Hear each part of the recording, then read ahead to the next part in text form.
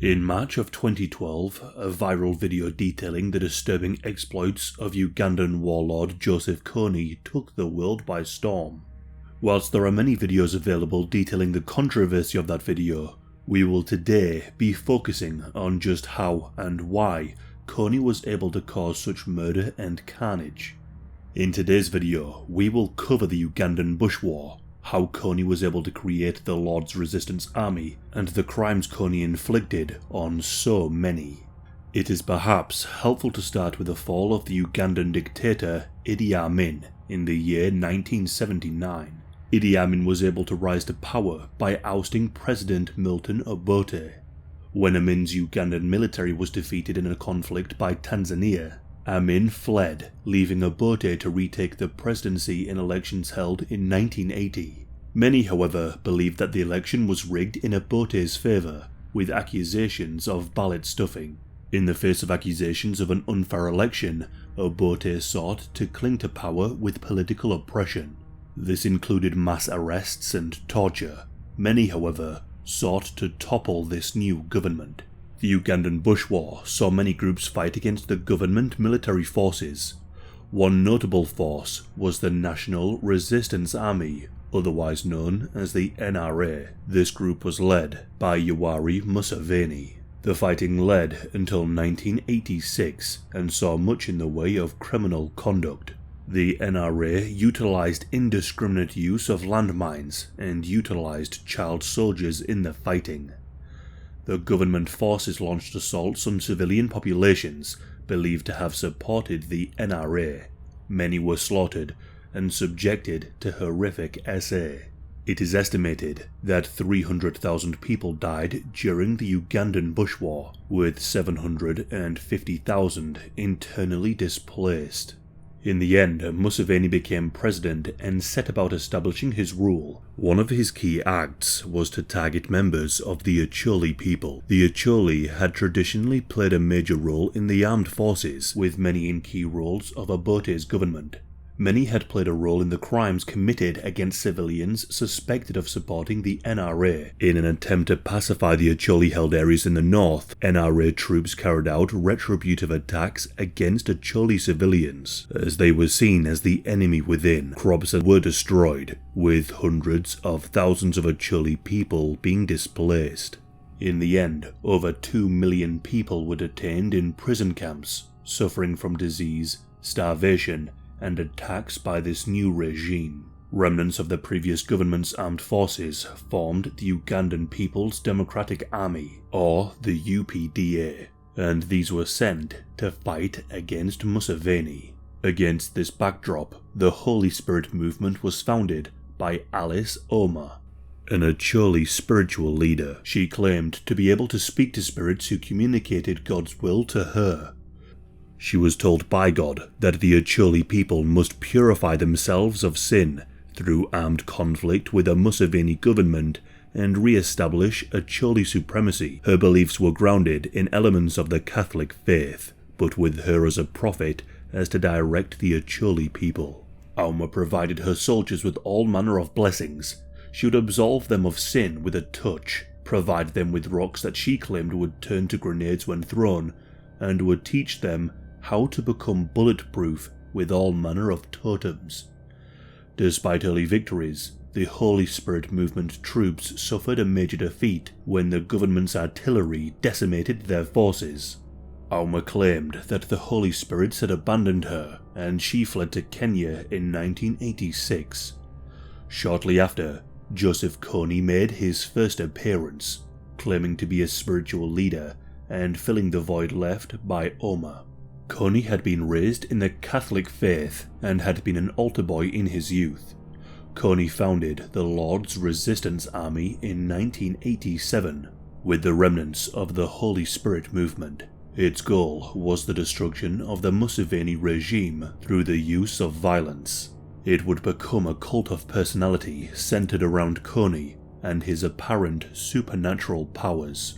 Like Ouma before him, Kony would claim to speak to spirits who would guide his actions and provide him with the gift of foresight. He also told his men to cover themselves with oil and ash to become bulletproof. Kony devised rules for his soldiers based on his own 10 commandments. LRA soldiers were not permitted to drink alcohol or smoke tobacco, nor could they eat pork or lamb, whilst women who were on their periods were not allowed to cook at their camps. The LRA was structured with Kony at the top, giving orders to his selected brigade commanders. These commanders had operational control, reporting to and receiving direction from Kony. Kony himself never fought on the front lines, using instead children and loyalists, many of whom had been brainwashed into serving the LRA. Kony organised raids against villages thought to be loyal to the government as to show the failure of the new regime to protect civilians. The government's first response to the LRA attacks was to set up Arrow Boy detachments. These civilian militias were formed to protect villages and camps, armed with little more than bows, arrows and spears. Against the machine gun-toting soldiers of the LRA, they were vastly outgunned. However, Kony took this to mean the civilian populations no longer supported his actions. Kony ordered that any Acholi he believed to be supporting the government be mutilated, using their remains to serve as warnings to others. The cutting off of lips, ears and noses was commonplace. It didn't take long until the Acholi civilians turned against the LRA. In 1994, the LRA established bases in southern Sudan with the blessings of the Sudanese government, and began attacking the Acholiland region. Kony began to believe that the Acholi people had abandoned his cause, and so he began the abduction of Acholi children. This would be one of Kony's more notorious acts. After being abducted, children would be first used to carry the looted supplies the fighters had taken. Once at camp, the children would be distributed as property of the LRA commanders, or sent to the brigades as fighters. Young children would be given weapons to fight as soldiers, act as scouts, and made to engage in the looting and destruction of villages. The children would be allocated tasks and roles dependent on their gender. All were forced to do labour in the camps, whether it be collecting firewood, acting as cooks and porters, and preparing the camps. Boys would be pressed into becoming soldiers, whilst girls would be forced to become wives to the soldiers, and they would be subjected to repeated SA. To maintain control over the children, all manner of coercive and violent methods were used. Often such violence would be inflicted by other abducted children at the behest of the LRA fighters and commanders. Those who attempted to flee would be murdered. All the while, the children would be told of the prophetic and supernatural powers of Kony. They would also be told that if they attempted to flee, Kony would kill their families. In some rather disturbing examples, children would be forced to kill relatives, even their own parents. In 1996, the LRA carried out a raid on the St. Mary's College in Abok. In a nightmare raid, 139 girls from the nun-run school were abducted. When the LRA soldiers left, one of the nuns followed the trail left by the LRA and was eventually able to catch up.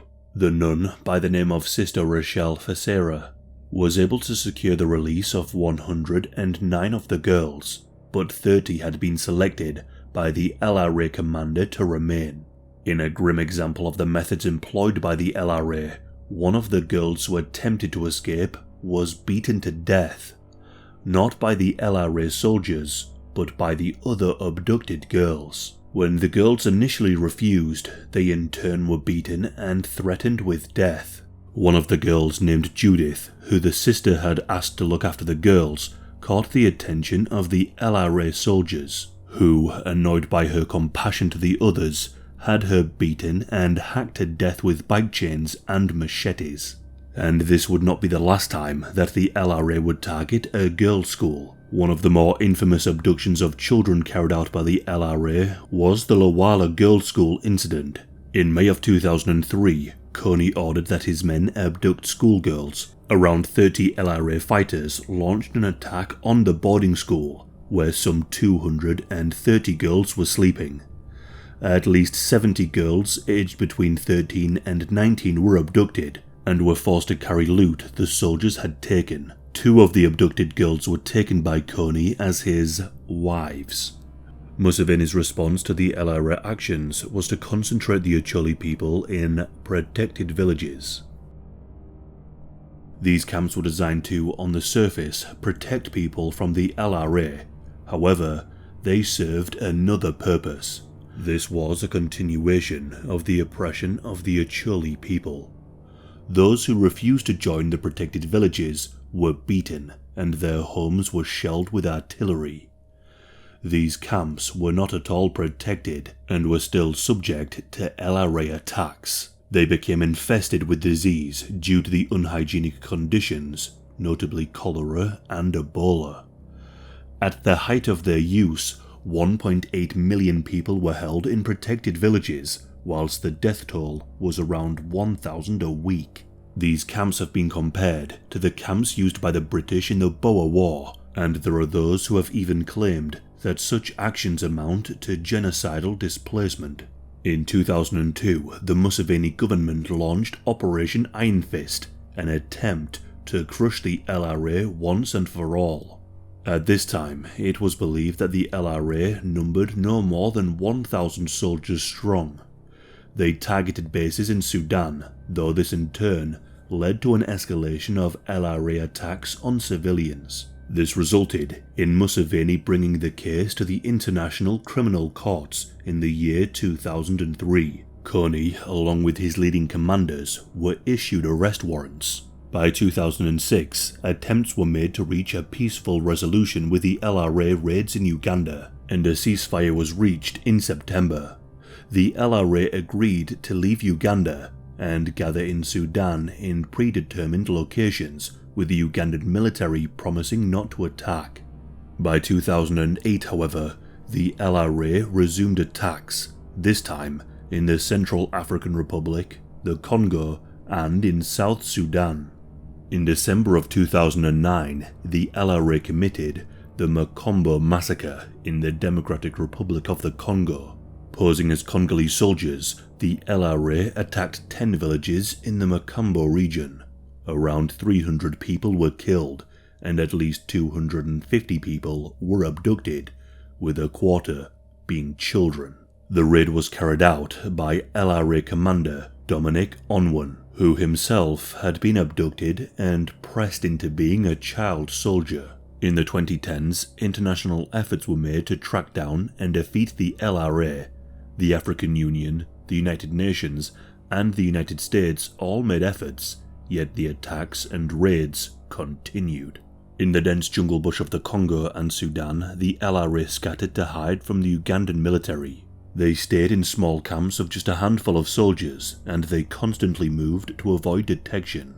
The Ugandan military would seek to locate the LRA fighters and captives, tracking their camps and movements through the inhospitable bush.